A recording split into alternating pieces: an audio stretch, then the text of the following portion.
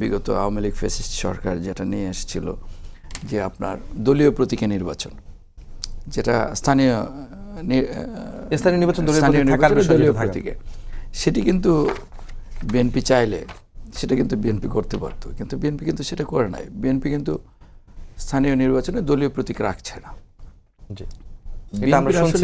এটা সদিচ্ছা এই বহিঃপ্রকাশ।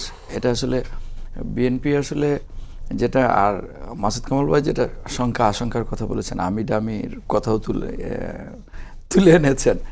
আসলে বিএনপি গণতান্ত্রিক রাজনৈতিক দল, গণতন্ত্রে বিশ্বাস করে। গণতন্ত্র বিএনপির মজ্জাগত। আমি ডামি নির্বাচন যারা করেছিল তারা তো একদলীয় বাকশাল কায়েম করেছিল এর আগে। এটা তাদের মজ্জায় গণতন্ত্র নাই।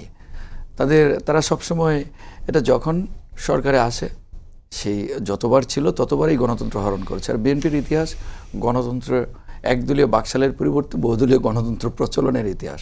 আর বিএনপির ক্ষেত্রে এটা আসলে এই সংখ্যাটা অমূলক। বিএনপি গণতন্ত্রে বিশ্বাস করে এবং এইবারও বাংলাদেশের ইতিহাসে সবচেয়ে নিরপেক্ষ নির্বাচনের মাধ্যমে নিরঙ্কুশ সংখ্যাগরিষ্ঠ জনগণের ম্যান্ডেট নিয়ে বিএনপি সরকার গঠন করেছে।